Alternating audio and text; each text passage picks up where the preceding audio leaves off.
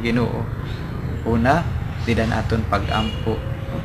Didan aton pag-ampo sa inihiya nga buhat basi maging konektado kita naton Ginoo.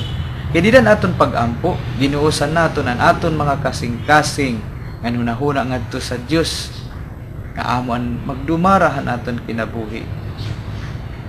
Ani kaduha, nga pamaagi basi maging konektado kita naton Ginoo, amoan aton pakiusa didan mga sakramento.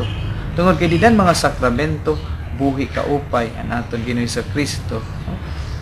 There is that intimacy when we are connected in the sacraments.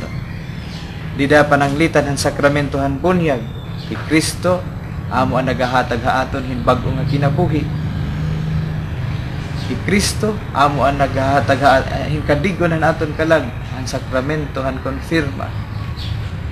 Kay Kristo ang nagbubusog ha aton espiritual nga kinabuhi didan sakramento, didan sakramentohan Eucharistia. Kay Kristo ang nagtatambal han mga samadhan aton kalag didan sakramentohan pangumpisal. Kay Kristo ang nagahatag hin kusog ha aton didan sakramento han hilog. Kay Kristo ang didan mga sakramento buhi kaupay. Sang pinagid mga sakramento nagiging konektado kitahan aton Ginoo sa Kristo.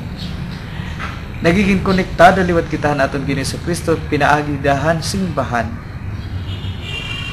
Nasiringan naton Ginoo sa Kristo ang iya mga apostoles. Hinuman nga namamati akon, namamati ha iyo, namamati ha akon. He who listens to you listens to me. Sanglitan naton pagpamatihan simbahan, ilan iya pagpasamo kan maupay nga pulong, namamati kan Kristo. Nagiging kadugtong liwat kita kan Kristo. Pinaagi didan aton paghigugmahan aton ig kasitawo. Panasiringan aton Ginoo. He who loves his brother loves God. Sanglitan naton paghigugmahan aton ig kasitawo. Papakita nato na naton pagigugmahan aton Ginoo. Mga kabugtuan, unta nga pakianhantan aton kalugaringon nga nga Domingo. Kadugtong pa ba kita kan Kristo? Konektado pa ba kita ha iya? Nag-andam hiya aton magkadudilain nga pamaagi base maging konektado kita ha iya. Pag-ampo, mga sakramento, kasimbahan, nga didan aton paghigugma aton ig kasitawo. Unta aton ning puslan nga mga pamaagi. Mga kabugtuan, giniimbitar ko kamo hin pag-ampo. Tikang han inspirasyon han aton ebanghelyo na. All Holy Father, today I unite myself to you. I accept you as my Lord and my God. I believe you as my Creator and source of being. I welcome you into my life. Guide me, that I may not be separated from you.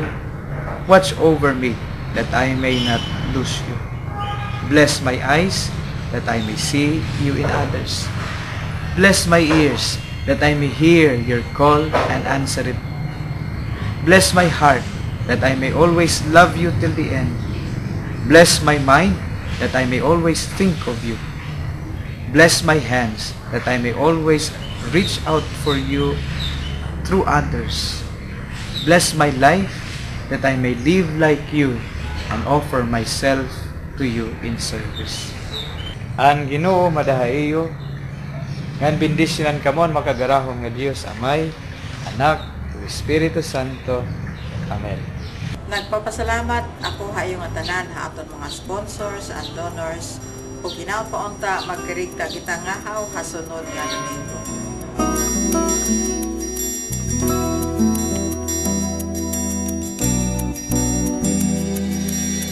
Sometimes I realize when I gaze in the skies, this spinning world is not my home.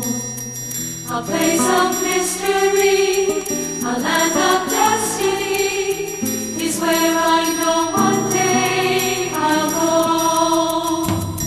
I dream of beauty I have never seen. I know the arms of heaven